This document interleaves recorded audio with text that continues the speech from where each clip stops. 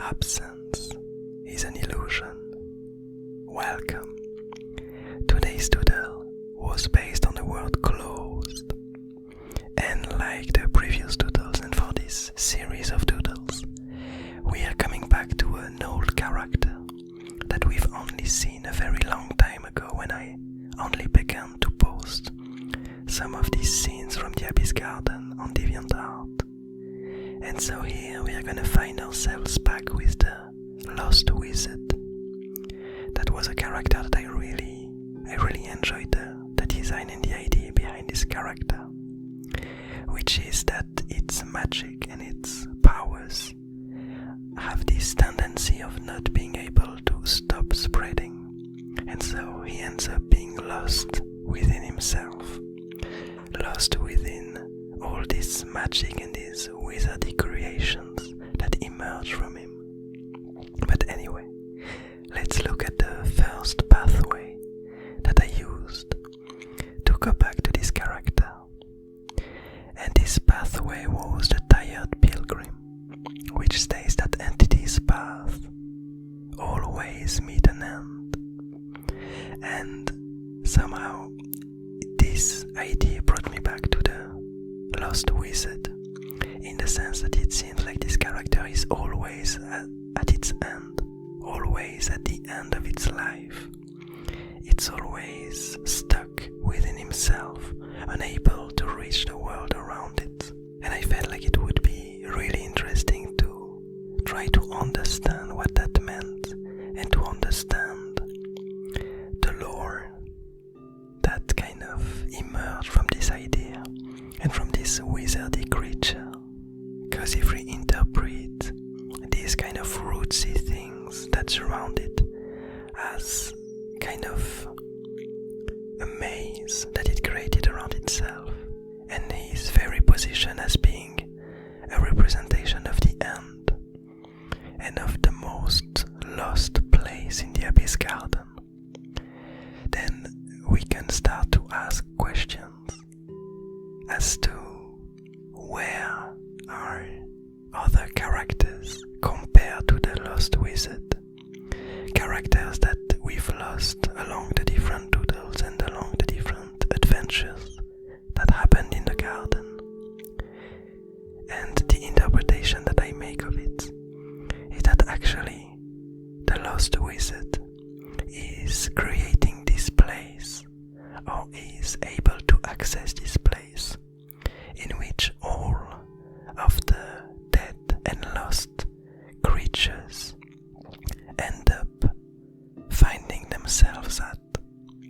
And so here what we will see in this doodle is the Lost Wizard discovering and meeting up with one character that has died, or that has merged with a piece of the Abyss Garden not so long ago. And we are gonna discuss that.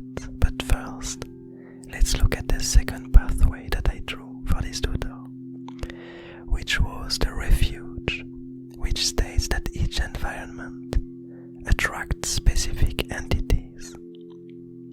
And so we've talked for quite a long time, every doodle where we had the hollow seedling, we talked about its need to flee, its need to get away from the Abyss Garden and from its creatures, its need to get ever further and to find a place that no one else can find. And it seems like at this very moment we realize with this scene that the hollow seedling ended up finding this place. We did see him at some point being engulfed in the sea of rocks and stone created by the lone prophet. And as the hollow seedling merged with this ocean, his emptiness spread around, and now we find somehow its soul or its essence wandering inside of the maze of the Lost Wizard. And so we can see the Lost Wizard being able to sense the hollow seedling becoming aware of its presence. But moreover, what we see is that the lost wizard has been able to gather a very interesting item, a very interesting trinket that the hollow seedling was holding, which is this seed, the seed of the black suns. If you recall, a few weeks back, almost a few months back now, the hollow seedling ended up finding a very isolated place, a very hidden place, where the black suns are born, this core of the Abyss Garden. And from this place, we saw that this core of the Abyss Garden kind of attracted the hollow seedling. It wanted the hollow seedling to come and gave it this interesting fruit, this interesting gift, this treat. And so, for the future doodles, we saw the hollow seedling wandering around with this treat, and we really had no real idea of its purpose, or what the core of the Abyss Garden wanted from it. And as it ended up being engulfed in this sea of rocks and stone, we didn't hear of this treat no more. We had no news of it. We didn't see it anywhere. And it's really interesting that now we have the lost wizard who found this treat. And so, with this idea and this scene, the way that I interpret this maze of the lost wizard is really a lot like a lost and found place, where every creature, every entity that got lost in the Abyss Garden ends up finding itself in this very place, in this very environment, in the maze of the lost wizard. But finally, for the third and last pathway that I drew for this doodle, it was the new material, which states that entities shape others' fate. And here that's where the most important part comes. So it's not a part that is necessarily clearly visible in the doodle. The way I use this pathway is more in the story that will come from this doodle. Because as we understand now, as the hollow seedling kind of disappeared from the Abyss Garden, it found itself in the maze of the lost wizard, in this last place, in the most hidden place of the garden. And in this way, it allowed the lost wizard to find this really rare trinket that the hollow seedling was carrying, this seed from the black suns, from the core.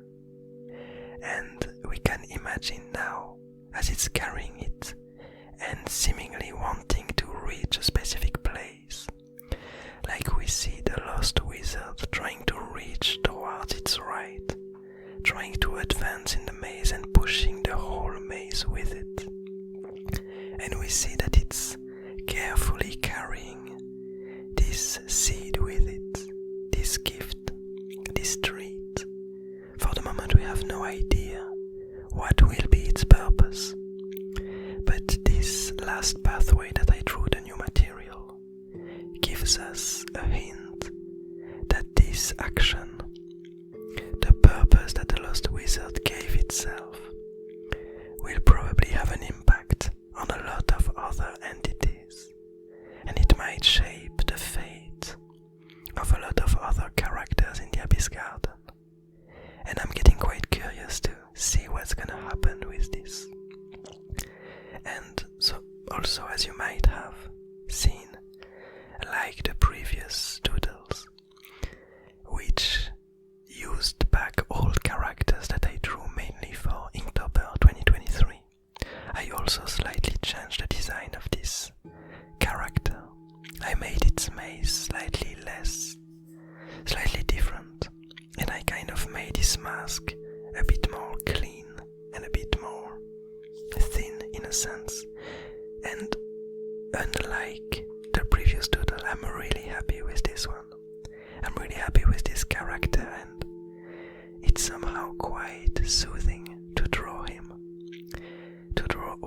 these tiny branches and these intricate and tangled vines that circle each other and that end up looking quite nice from my point of view, from the outside, as I get away from the doodle after having painfully doodled all of these tiny branches.